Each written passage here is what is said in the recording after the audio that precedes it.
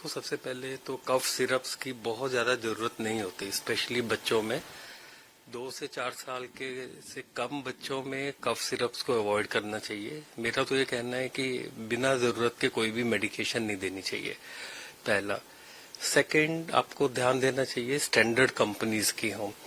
होता क्या है कि इन कफ सिरप में इसको चीप बनाने के लिए जो डाइल्यूएंट है, जो अंदर डाइल्यूएंट आप यूज करते हो, वो काफी चीप वेराइटी का होता है। जैसे इसमें पास्ट में देखा गया है इथिलीन ग्लाइकोल जैसी डाइल्यूएंट होता है जो इंडस्ट्रियल ग्रेड का यूज कर लेते हैं रेदर देन मेडिकल ग्रेड का, तो उससे किडनी डैमेज हो जाती है। उसके जो आपके बाई प्रोडक्ट है वो किडनीज वगैरह ठीक से क्लियर नहीं कर पाती। और पास्ट में अगर हमने देखा है, कोई नया इंस्टेंस नहीं है ये। अगर पास्ट 10 इयर्स 15 इयर्स में देखें तो ऑल ऑफ सडन वेस्ट में भी हम जो हमारे कई बार अफ्रीका में कफ सिरप गए हैं, इंडिया में भी कफ सिरप देखे हैं और काफी बच्चों में उल्टा रिएक्शन देखा है। एक मिनट फिर से शुरू करो।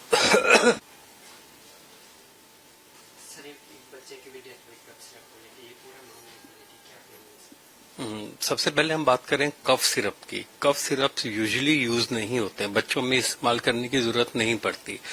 4 साल से कम में बच्चों में तो आपको अवॉइड करना चाहिए। सेकंड, हम बात करें कफ सिरप की क्वालिटी की। ये सारे इंस्टेंस जो अभी नया इंस्टेंस नहीं है, अगर हम पास्ट में भी देखें, अगर हम अफ्रीका में देखें, तो काफी सिरप्स हैं जो इंडिया से सप्लाई हुए हैं जिनके साइड इफेक्ट्स हुए हैं, जिनसे किडनी फेल हुई है। मैक्सिमम बच्चों में किडनी फेल होती है। इसमें होता क्या है कि एक डाइल्यूएंट होता है, वो डाइल्यूएंट अगर हम इंडस्ट्रियल ग्रेड का यूज करें रेदर देन मेडिकल ग्रेड का, जो महंगा पड़ता है, तो कफ सिरप्स को चीप बनाने के लिए कंपनीज इन चीप प्रोडक्ट्स को इस्तेमाल करती है। और जो प्रमुख है आपका इथिलीन ग्लाइकोल।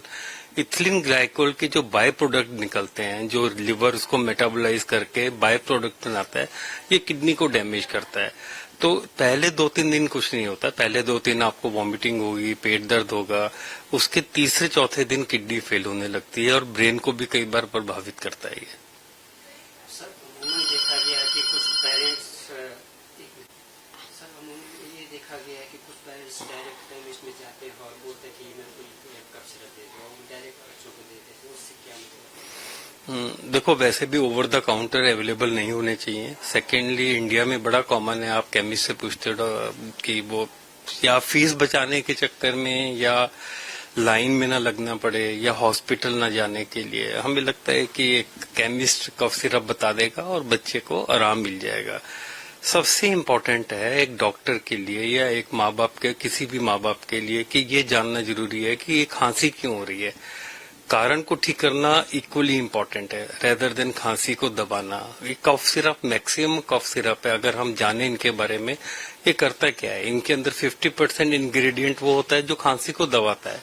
देखा जाए तो खांसी एक प्रोटेक्टिव मैकेनिज्म है जिससे बच्चा म्यूकस को बाहर निकालेगा, इन्फेक्शन को बाहर निकालेगा। इसको 90% में दबाने की जरूरत नहीं पड़ती। अगर हम कारण को ट्रीट कर लें वो सफिशिएंट है।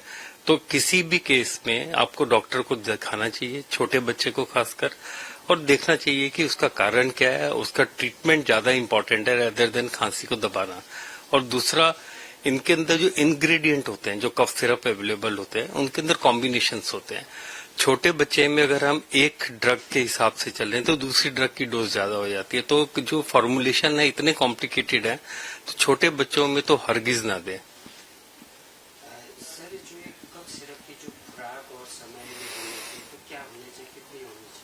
मैंने कहा ना कि कफ सिरप मेनली इंडिकेटेड होता ही नहीं, अगर हम पीडियाट्रिक एज ग्रुप की बात करें।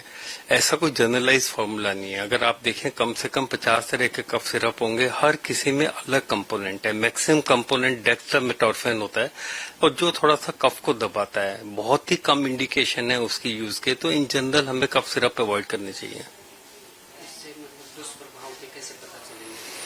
देखो, दुष्प्रभाव सबसे ज्यादा दुष्प्रभाव होता है अगर डोज एक्सेस में चली गई, तो बच्चा आपको स्लीपी मिलेगा या बच्चा बहुत अत्यधिक चिड़चिड़ा होगा और बच्चे की खांसी दबने की जगह उसके अंदर मीन्स, जैसे अगर मान लीजिए किसी के अंदर म्यूकस ज्यादा है तो एक्चुअल में बच्चा खांसी करके उसको बाहर निकालेगा, उसको आराम मिलेगा। ये कफ सिरप क्या होते हैं कि सप्रेस करते हैं तो उससे ब्रेन को भी सप्रेस करते हैं। काफी बच्चे ज्यादा सोते हुए मिलेंगे, जो नुकसान दे सकता है। अगर हम पेशेंट की ओवरऑल कंडीशन को देखें जिसमें हम चाहते हैं कि बच्चा होश में रहे, जागता रहे, पानी पीता रहे, पेशाब करता रहे। तो ये कफ सिरप क्या करते हैं, उसको सप्रेस कर देते हैं, जो हार्मफुल इफेक्ट कर सकते हैं।